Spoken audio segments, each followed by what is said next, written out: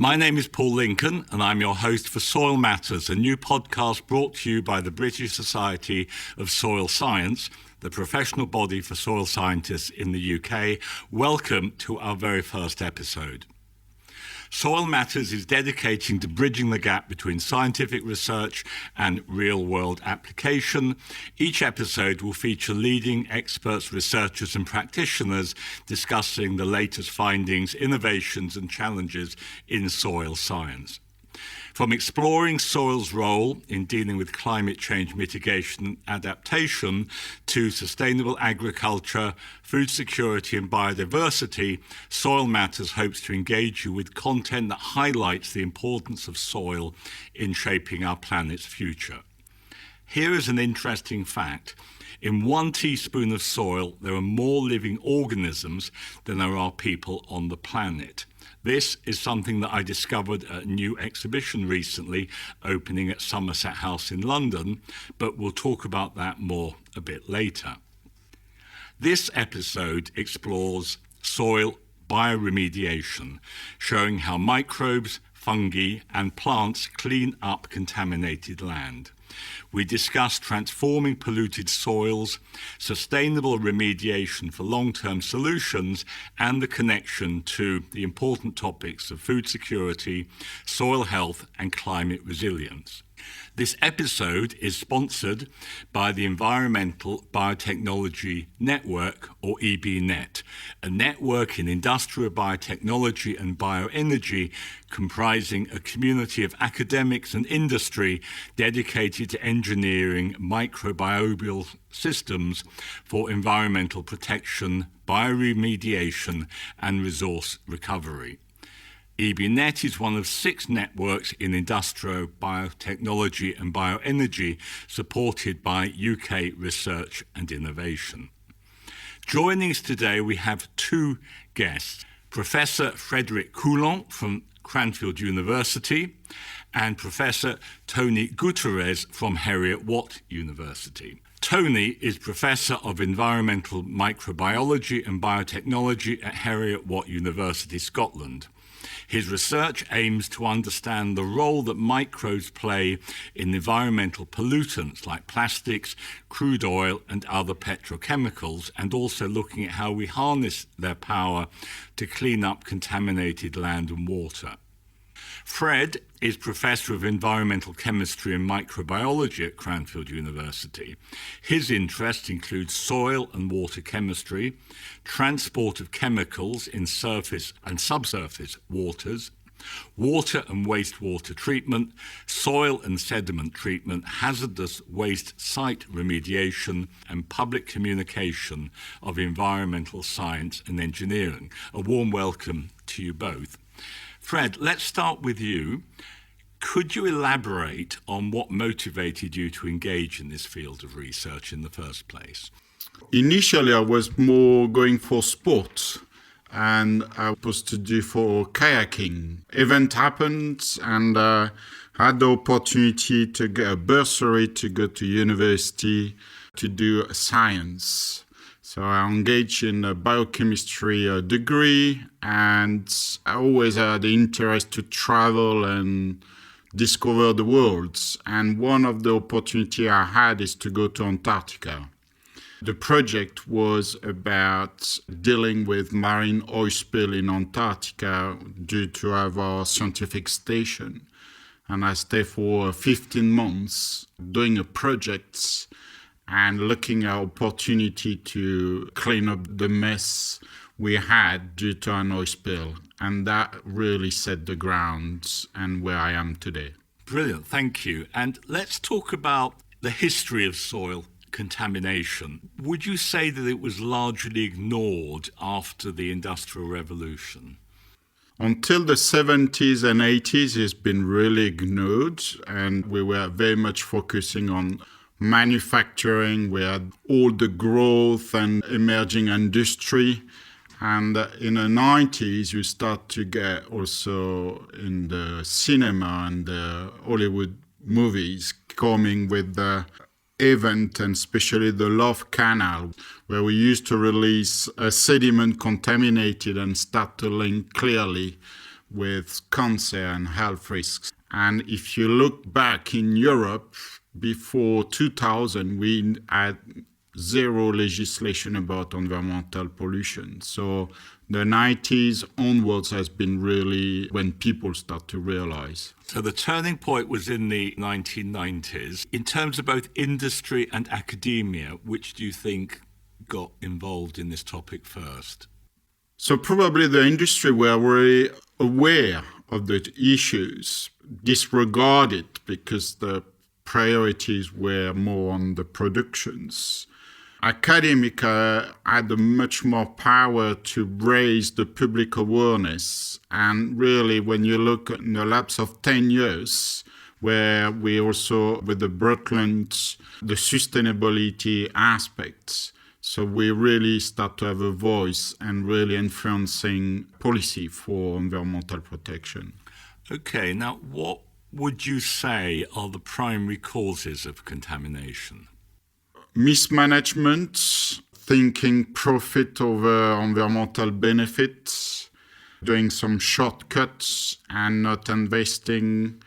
But that was the early stage. I think now most of the industries are flipped and they're much more due to corporate responsibilities. The reputation is so damaging these days. Generally speaking, also working with industry partner, you realize they're much more focused on finding opportunities, treatment or technology where we can minimize the environmental impact. What about the impacts of intensive farming? Would they be classed as a form of contamination? They are. It's not only industry. The farming could be also damaging the environment. So when we do remediation, we don't only look industrial side. We do also, especially now, urban and peri-urban and rural. A fertilizer or pigs farm, we know all the eutrophication issues due to release of high-loaded stream with ammonia. So this is something we are aware of, where before we were not really considering. And is there a particular issue around intensive farming of poultry in terms of its ability to contaminate the soil?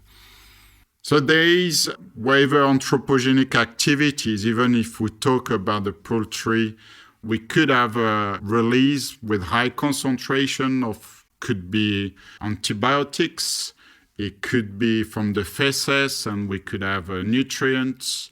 We could have also these days antimicrobial resistance. So when we talk about remediation or soil health, it's not only contaminant, it's also the biological parts which before we didn't really took into considerations. So this, when we deal with the soil, is much more than just dealing with the chemicals. There is also a biological component and how all affect the microbes that will carry on some antimicrobial resistance, for example.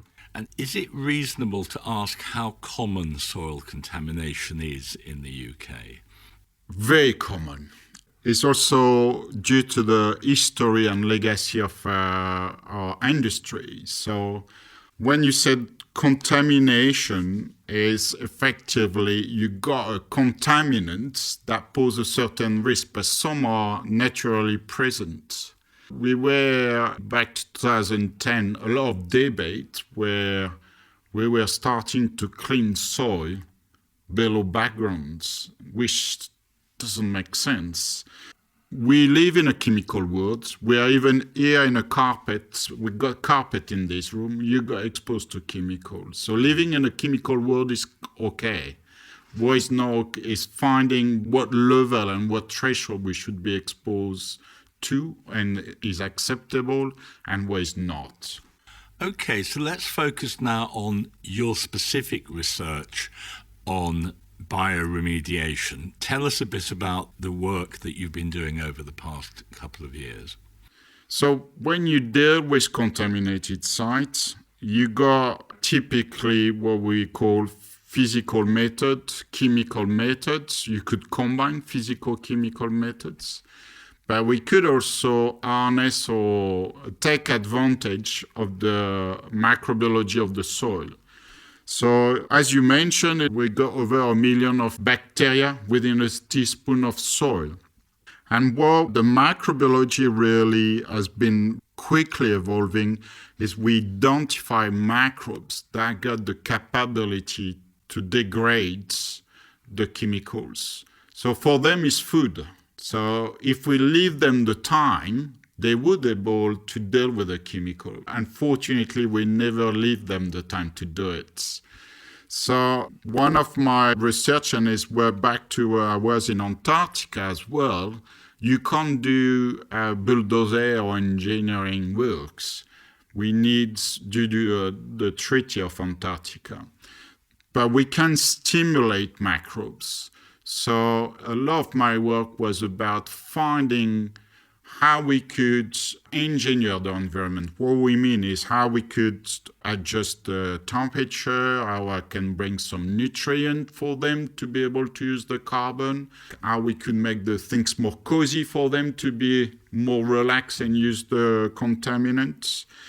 We got various options, and one of the work we've been doing actually with my colleague Tony is using also some amendments. So we're adding either compost or biochar. So the idea is you take some feedstock, you are cooking it with no oxygen, so we got the carbon remaining, but we provide a matrix for the microbes and the contaminant to get in contact.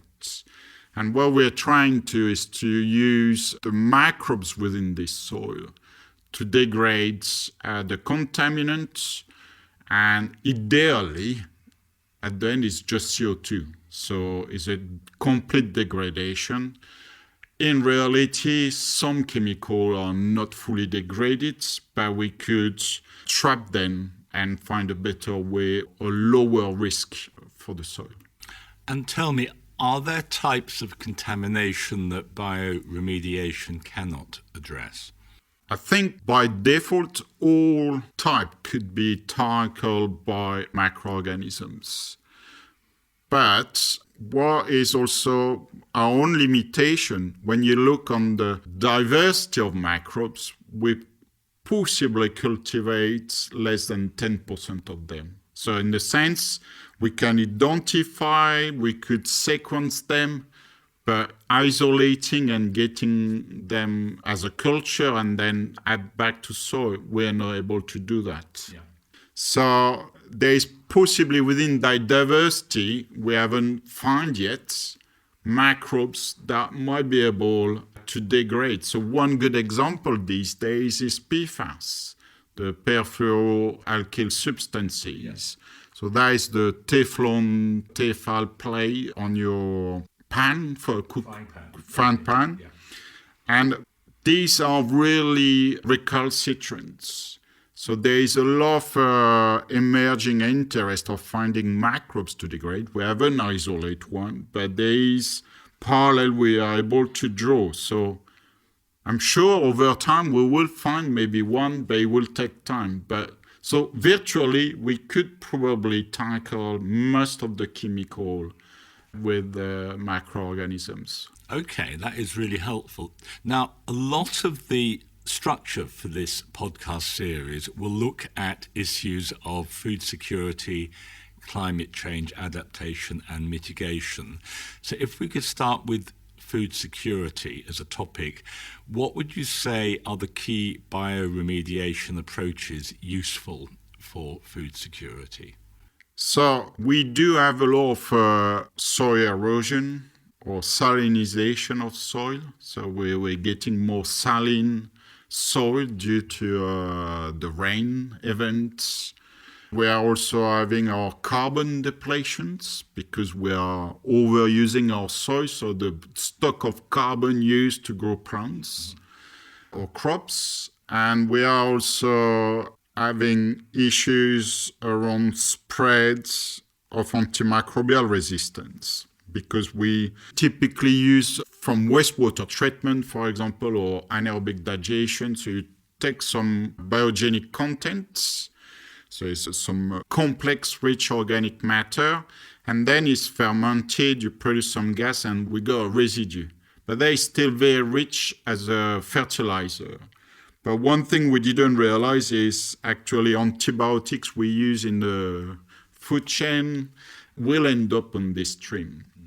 In terms of food security, we could really think about our land use management and practice, which at first glance it looks sustainable and we're trying to close the loop. But actually, now we realize with sludge, and it's also the case in US, we have been spreading sludge on lands and we were focusing on metals. But now we realize it's actually, even PFAS, because it was not on the radar, but antimicrobial resistance. So we need to ensure we got practice effectively, really good understanding and how we're sustainable. And in terms of treatment and remediation is where we could think about mitigation we could put in place to minimize these issues. Another one is the biochar, trying to minimize the loss of carbon and replenishment. But one thing we also looking is long term. So very often we do our experiment and today looks great, but what in 5-10 years time? And especially this biochar, it might degrade. So we lock contaminants, but it's no guarantee in 10 years time we may release these contaminants. Okay, and if we look at climate change, adaptation and mitigation, say a word about how soil quality affects these issues. It's really, these days, influencing what we can grow and culture on our lands. When I was a kid, I used to see seasons, but these days you find strawberry, tomatoes all year long. It doesn't really make sense. One thing we are also, in my influence, what will be our diets in the next 10-15 years. In UK, we use asparagus, but it's not something widely used, but asparagus, like with if the soil is saline, will grow very well where your tomatoes won't. So it's very likely we might have also to think about what sort of crop we need to compensate these issues, or finding crops that need less water. So it's a form of farming that will absolutely take into account climate emergency in terms of what we do or don't choose to grow. Yes, these days we just want to maximize yields. So it's a way also we work with our colleague in agriculture, precision engineering, where also how we could work with or interaction between microbes and plants and finding a much better targeted release of water when needed. So at the end you use less water, but much more targeted or where the plant needed for the roots. And that is, we can interact with the fungi or the bacteria nodules to get these much more, this network, how to be more engineered. So that is one approach we could do. That is extremely interesting. Now, I want to ask you a question about gasworks sites, because there are certainly many developments, certainly where I live in London, where gasworks are being recycled for housing developments. And I think this is becoming increasingly common. What do you think the issues around contamination, housing and gasworks sites are? A lot of sites were developed in UK. And as you mentioned, London, but it's also Manchester.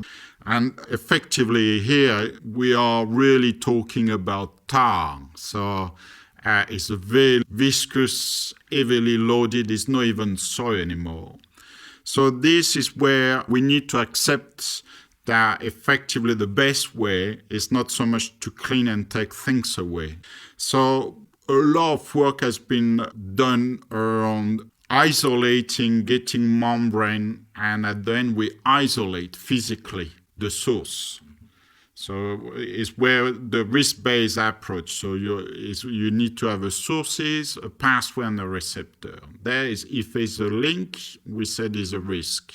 So one thing here we've been looking is isolating the source. There's no pathway and there's no risk therefore. So a lot of these former gas holder, several of them have been effectively sealed. So you got geomembrane, you do have a monitoring still in place. And it's true also you had few landfill sites that have been redeveloped. You can live even if the underground is contaminated.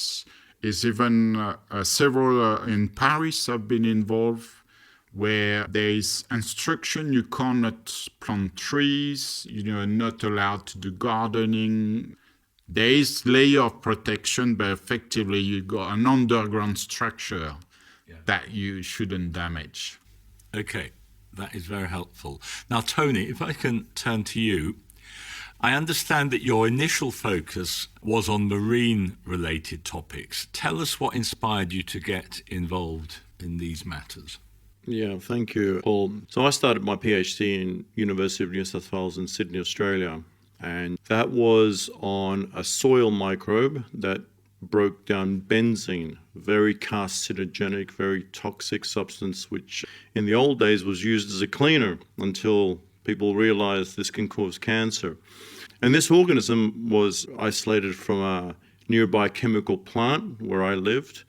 And we published one of the first papers that could break down benzene at saturating concentrations, so concentrations beyond its solubility in water. It was amazing how, you just chew on this stuff and thrive on it, something that's so incredibly toxic. From then, I went on to the United States to look at organisms that produce ethanol. We think of ethanol, oh great, it's an alcohol in beverages, and it can be used as a fuel in cars and engines and so forth, but it is itself also toxic to microbes in our cells. As we know, it can cause problems in the liver and so forth. And then I went on to a career in the marine sciences. My love for the ocean really is where I grew up.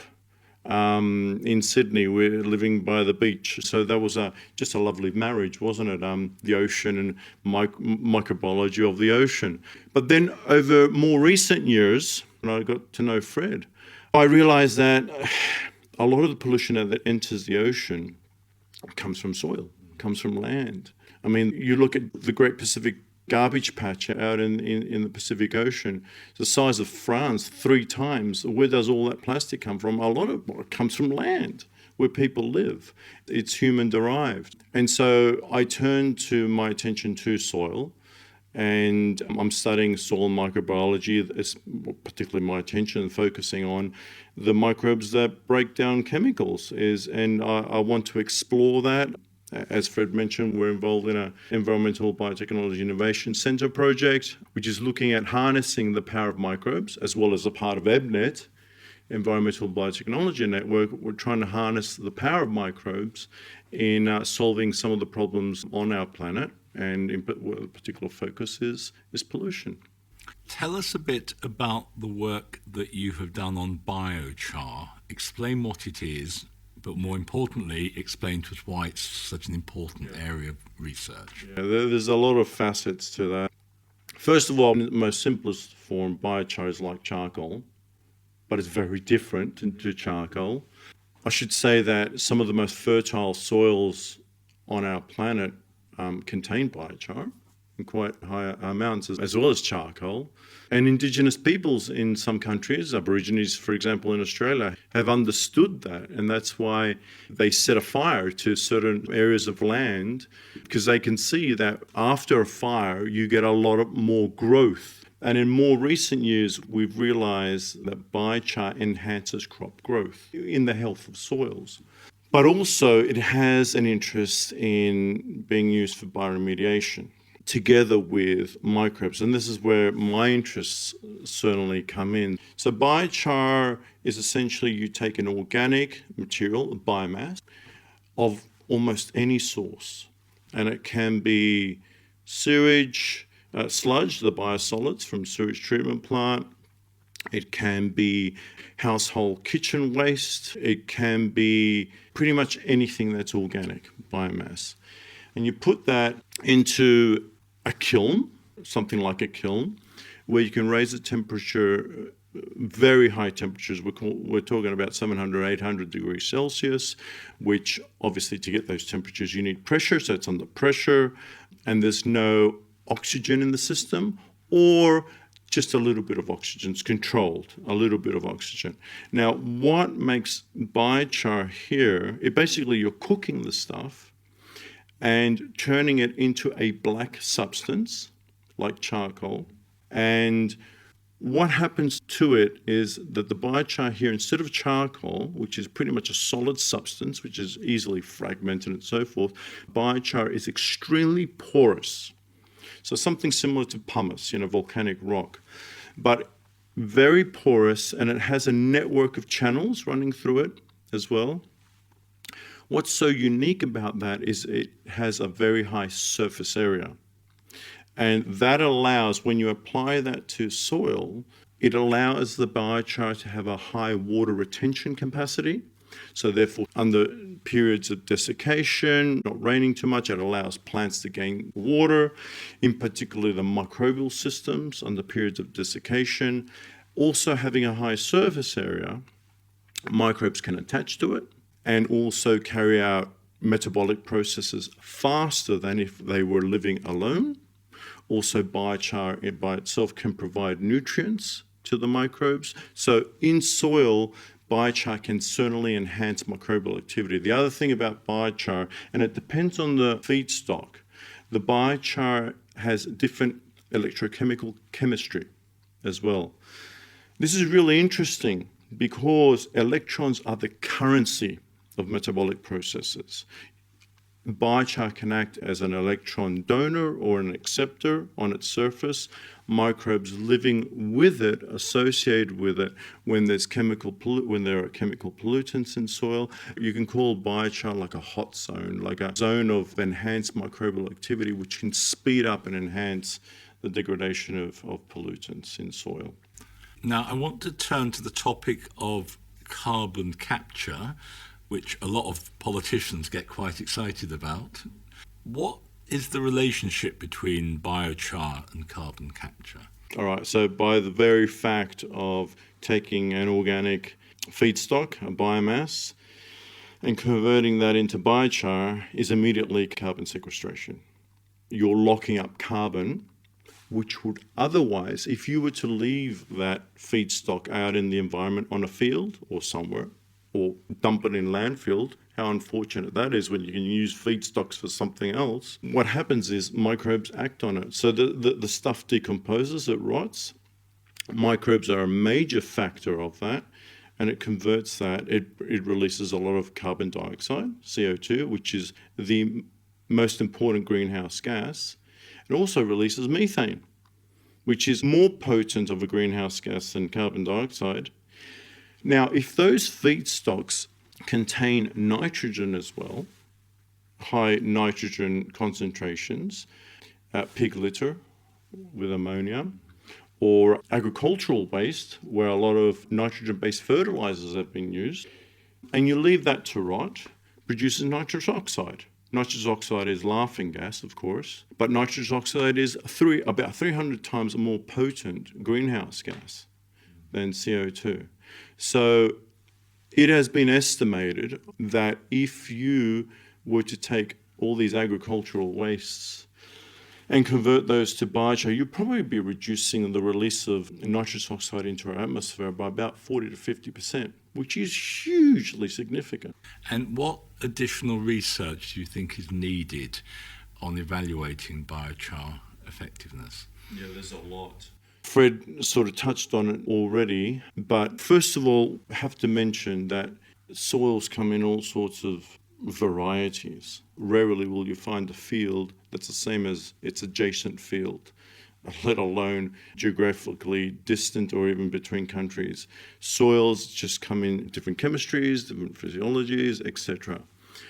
You can produce biochars of different varieties as well, depending on the feedstock. and you can change its process, and you can attune them by tuning your temperature that you apply, the pressure. If you apply some oxygen as well, you can produce biochars of all sorts of different chemistries, sizes, porosity, etc. One thing we don't understand, particularly for crop enhancement, one thing, but particularly with bioremediation, we don't understand what would be the right dosage, the right chemistry of the biochar and its physical structure, internal structure, etc. And also the other thing is microbes attached to biochar before it's released into a soil environment to tackle contaminants that are in that soil. We know very little about that. So what we call matchmaking, marrying biochar with soil microbes, get the right consistency, the right microbes associated with the biochar to treat particular soil types. And this is something we're looking at in my laboratory. Which leads to my question, which is about interdisciplinary collaboration in this area. What type of work needs to be conducted over the next few years? Yeah, so first of all, interdisciplinary collaboration, absolutely crucial. I mean, not one lab can tackle a project or an investigation by itself. To produce groundbreaking work and innovation, you really need collaboration and interdisciplinarity. I foresee the future would be quite nice, like they do with the oil spill industry. When there's a marine oil spill, okay, suddenly an oil spill's occurred, as what happened at Deepwater Horizon, which I became very involved with, and they had bucket loads of the dispersant Corexit, which I don't believe is the best approach. To be releasing a synthetic chemical dispersant into what you already have is a pollutant out there. You're just adding something else to it. I understand the approach, however, that they took. There's a lot of mileage there in understanding what are the best formulations. And what I would see in the future is we would have buckets of different biochar types with different microbes. And what I would see is that, okay, a client comes, a farmer, okay, I've got an oil spill. A tank has just run aground, run off the road, by my road, spilled all its chemicals on the field. What I would foresee is either the EPA or whatever authority they come in, treat the soil like a body, like a patient coming into a doctor, and put their probes in, test the soil, understand its characteristics, and then come back and say, right, based on our diagnosis, you need bucket A, which contains a certain type of biochar, certain microbes and so forth. We believe this is possibly your best option. What would be really good to do is like we do with patients. I'm not a GP, but what doctors do with patients, they'll prescribe a drug. Yeah. They may not be 100% that drug's going to work, but they'll say, try it out, get back to me in a week. If not, I'll give you a different antibiotic or whatever it is. So you have this situation, a spill's occurred, the farmer needs help, and what could be done is you take bucket A, spread it onto a certain portion of the field, then next to it, apply a different bucket of biochar with or without microbes, whatever that formulation might be, and see over time which field's yielding the best results in terms of reducing the pollution that's there, and then to the rest of the field you apply that bucket. And is anyone applying that approach at the moment, or is this something this would be your vision for how it might work? So I'm happy to bring in Fred on this one. There's been a practice, and the water industry also has been using or looking at, because they got so much sludge. Because one thing is that it was the same with compost. It was great and everybody used it, but you reach capacity quickly. And with the biochar, I think it's important to mention, we will reach capacity. Yeah. So there have been demonstration on few sites, is doing quite well, but it's the long-term impacts. Despite the promise, effectively help, like all the key points Tony mentioned, is there a risk long-term we completely change the soil? Yeah. By, how often can you apply biochar to your soil? and what would be the long-term implication. We dry process, we influence microbiology, but these days we talk about soil health. It's a big debate, in fact, what do you mean by soil health? Is it soil health for food, or is it healthy soil because we can grow wherever, or because it doesn't release contaminants? And what we don't know yet is how much biochar can you add, and would that have significant change for the future generation? Because that is one thing also we need to keep in mind. What sort of legacy will pass to our children? So there is sites, and it clearly, especially used for producing willow tree, for example, and then we use for biomass. These kind of settings, I think now we're also getting much more about fit for use and purpose, and that UK has been always leading on these, because we know we can't have everything fit all. A word on strategies for mitigating co-contaminated soils. What are your thoughts on that? It's only when you have contamination, where you have a spill of one pure chemical, of one chemical structure, that you call that just pollution from one chemical. I mean, most pollution that occurs is of, exactly. It's a mixture. So it's all co-contaminants as far as I'm concerned. So when we talk about you've got soil here contaminated with diesel, that diesel contains hundreds to thousands of individual different chemicals. Crude oil, even more, because diesel's derived from crude oil. Gasoline derived from crude oil. They themselves contain hundreds to thousands of individual different chemicals. So everything's a co-contaminant in there. And so what you have is you have microbes in soil. Now, you mentioned earlier that little point about there are more microbes in a gram of soil than population on our planet. What's the population on our planet now? About 8 billion, something like that? Yeah, in a gram of soil, there's about 10 billion microbes in there. Depends on the soil, of course, and the environment, anywhere from 4,000 to 50,000 individual species. Bacteria, archaea, fungi, microscopic algae, and other Protostolina, whatever. But in terms of the bacteria, they're usually the most fundamental, and the fungi, for breaking down contaminants. And in a population of microbes, so it's like a human population in a city. Everyone has a job, and there are groups that have jobs, right? It's a functional community. So you've got the carpenters, you've got the mechanics, and the mechanics help those that have got a broken down vehicle. It's the same with the population of microbes in soil.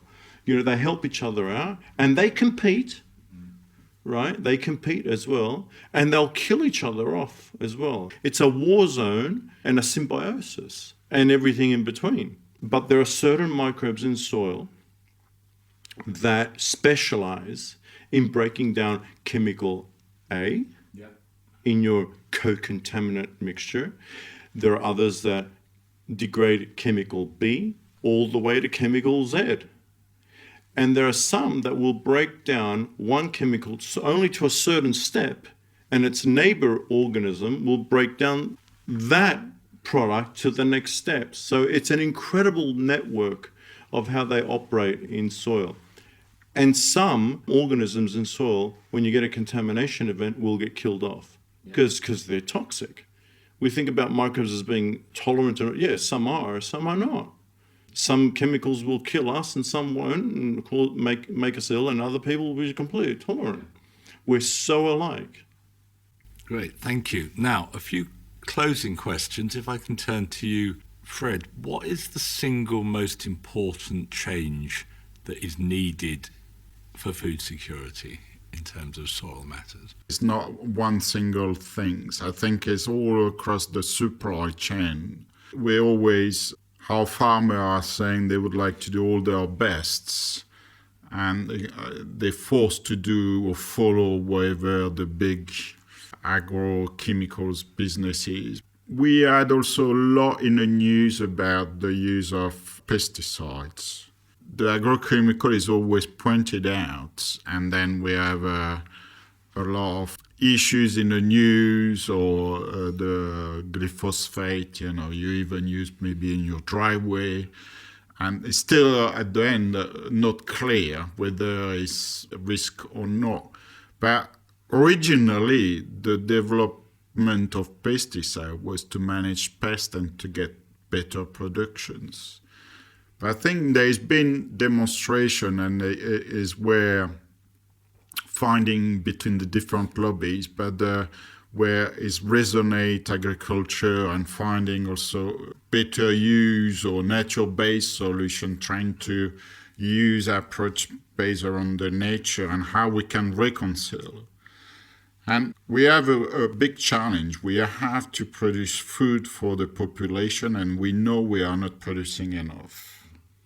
And we got these emerging new style of farm. They can grow hydroponic farms. I don't know if it's the way forward, because at the end you use quite a lot of heat and electricity and lights to get all. So is it options?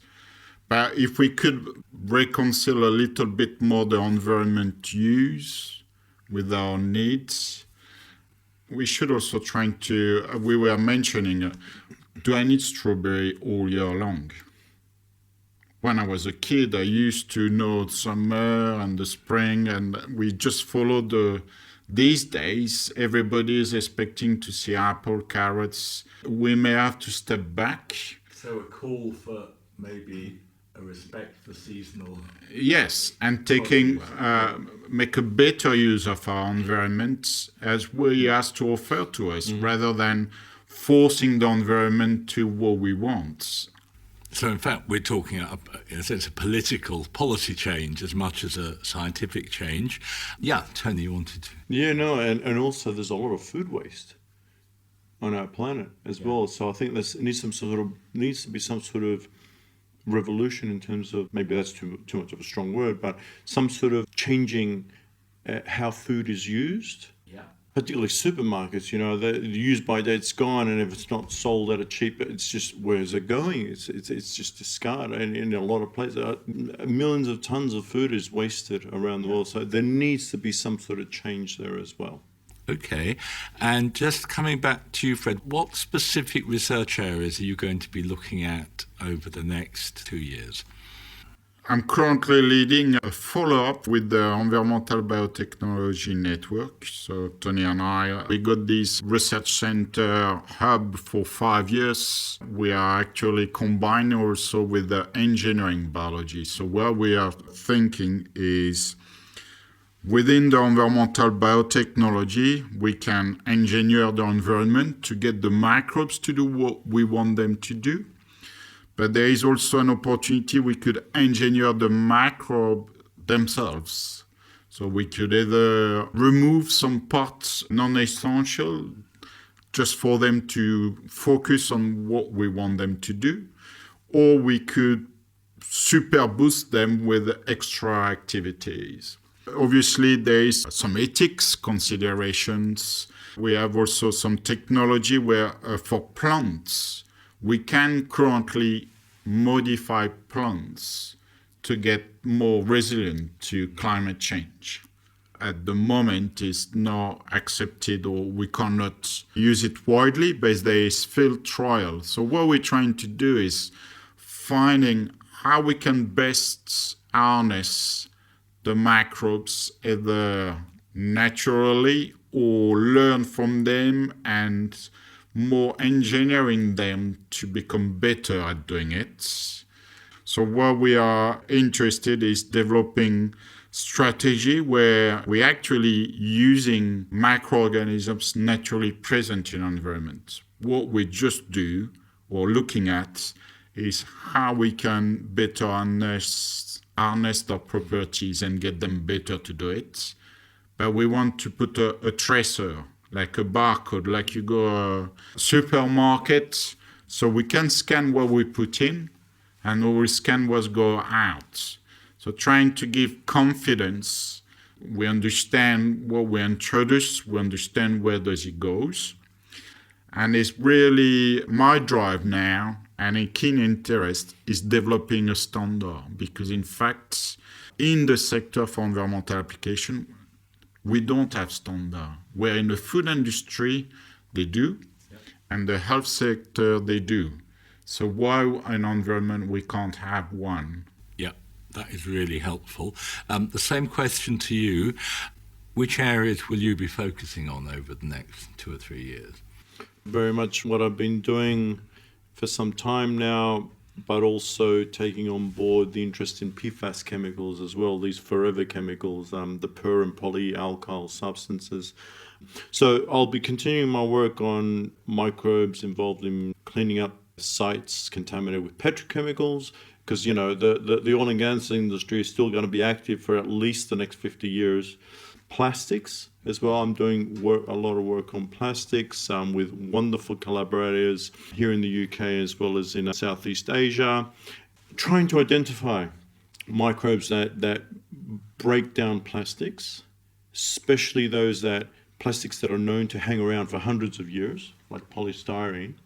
And then when we identify those microbes, to harness that power, to use some biotechnological approaches to see what we can do with them to speed up plastics degradation in a contained environment, or release them as long as we haven't introduced some sort of antibiotic resistance or anything like that, or to enhance their activities in situ. And the PFAS chemicals, as I mentioned, is of great interest. That to date, we still do not have any results, any reports, no one around the globe, no research group that has isolated a microbe that can break down PFAS. And when I say breakdown, I mean breaking the carbon-fluorine bond.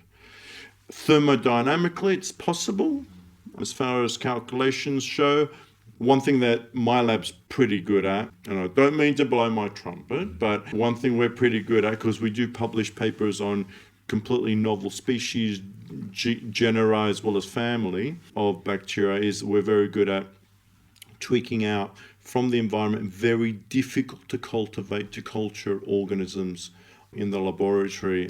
So hopefully using some of the techniques we have in the lab, that we can tweak out and find a microbe that can break the carbon-fluorine bond, and then use the power and the network that we have with EBIC, with incredible knowledge of experts that we have there, to do some sort of biotechnology and enhance and help with bioremediation of sites contaminated with PFAS. Brilliant, thank you. Fred, Tony, many thanks for your contribution today. If you want to find out more about the research that we've talked about today, have a look at the new podcast page on the BSS website.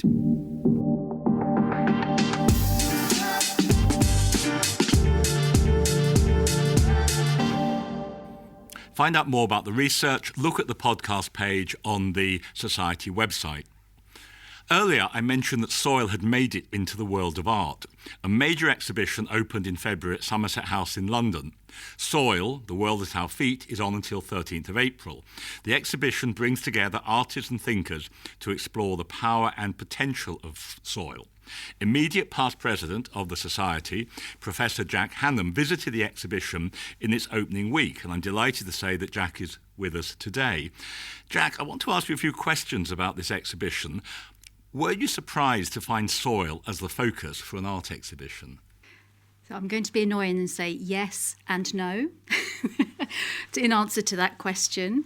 No, not really. I think when you think about it, soil is in lots of different paintings. You know, traditionally you see it in the background, in landscapes. It's used as a medium. You think about cave paintings, those are actually made of soil, those imprints on the walls. I would say it's a fascinating subject, and there are so many things that you can kind of look at and discover from soil. So, no, I'm not really surprised. Okay, let me ask you which of there are, I think, 40 or so different artists taking part, so it's a very large exhibition. Let me ask you if there are any particular exhibitions which made a really big impression on you. It was really well curated, I must say.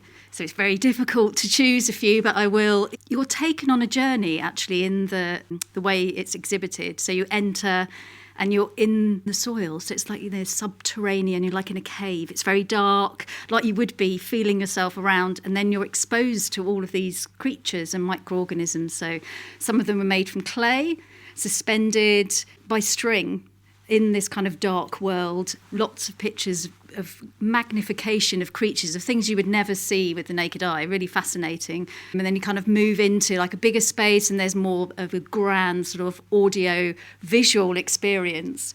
But there are lots of other, smaller personal exhibits as well, with people in them. Things like swatches of soil colours, ceramics made from soil, from clay.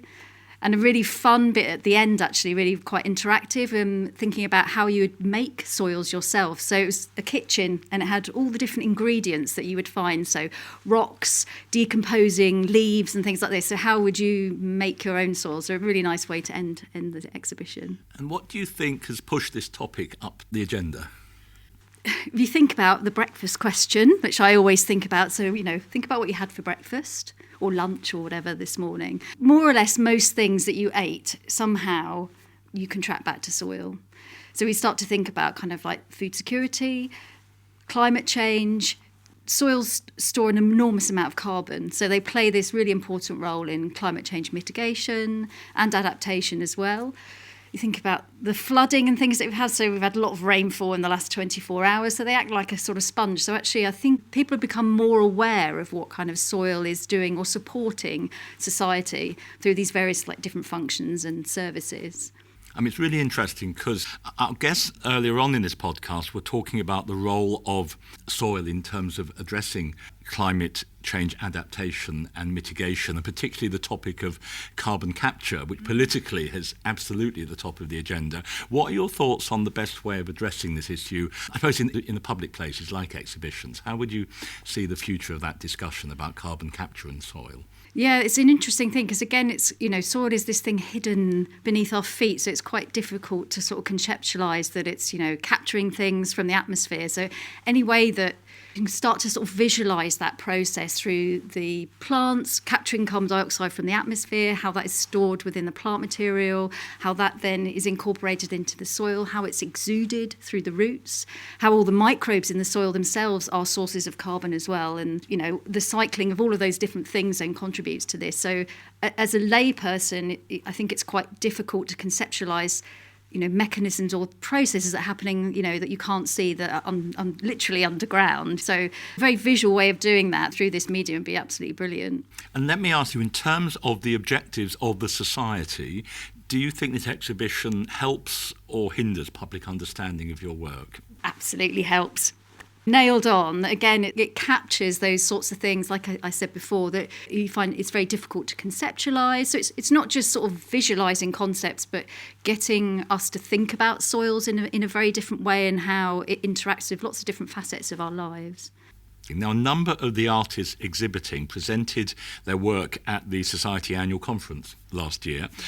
And given the public interest in this topic, what do you think is the challenge for artists and other creative practitioners in terms of maybe future work on this topic? Yeah, it's always a really interesting question because immediately you think about visualization, like the things I've just described, trying to get across what the science is doing, what the mechanisms and processes are. But I think it goes beyond that, actually, and it's about collaborating with people that you wouldn't normally collaborate with, artists, to actually start to understand the soil system by looking at it through a completely different lens, through researching it in a totally different way.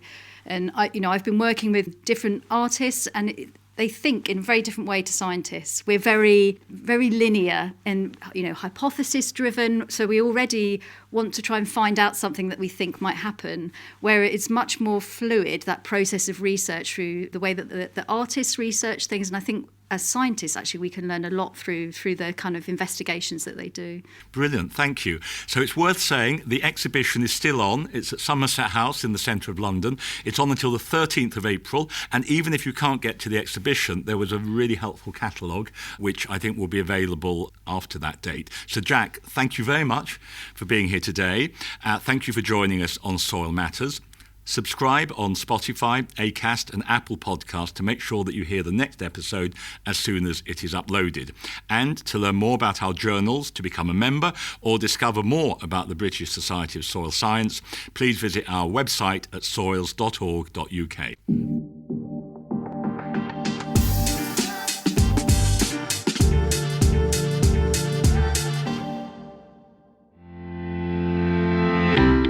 Hi, my name is Professor Jack Hannam and I'm a soil scientist and I'm past president of the British Society of Soil Science.